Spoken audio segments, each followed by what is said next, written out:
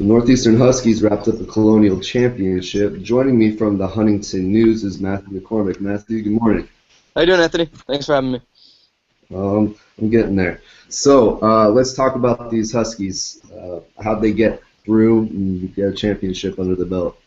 Yeah, so they ended the season 23-11, and they had a 12-6 record in the Colonial Conference, and ended up winning the tournament against William and Mary. It was a bit of an up-and-down season for them. They started off really well, winning their first 5 games, and then things sort of started leveling off. But in the conference season, it was a little up and down for them, but they ended up finishing strong and getting that tournament victory, which was huge.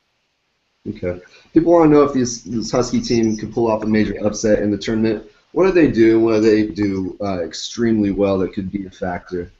Well, one thing that this team does definitely really well is pass the ball effectively. They've assisted on just under 60% of their field goals this season. They're always willing to make that extra pass, and that's something that's really helped them be one of the most efficient shooting teams in the nation. They're tied for 9th in the nation in field goal percentage, and they're in the top 30 in three-point percentage. So one thing Bill Cohen's system, head coach Bill Cohen's system, really wants them to do is continue passing and always make that extra pass to get open buckets. And they're also a pretty effective rebounding team. They average 5 more defensive rebounds per game than their opponent, and their guards are also very good rebounders in David Walker and TJ Williams. They average combined about 7 boards per game. Okay. Go into a little bit more depth about David Walker. He's had a tremendous season.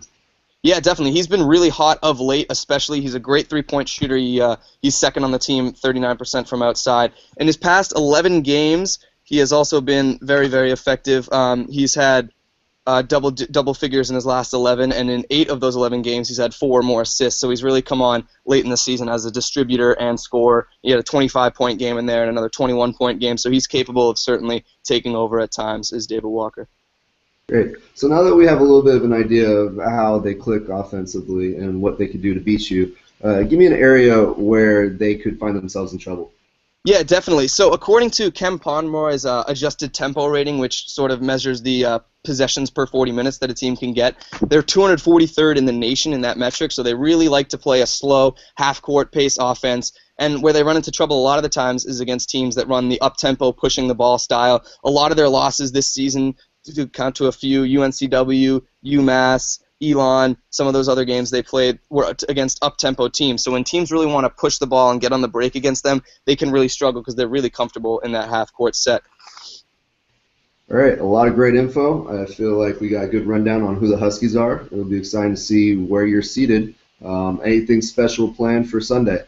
Yeah, they got a selection show they'll have at Northeastern, so I mean everyone's excited. It's the first time since 1991 we've got to the tournament, so everyone's definitely rejoicing, and it's been cool. All right, congratulations on your program success. Good luck, and I'll speak with you soon. Thanks, Matt. Thanks for having me, Anthony.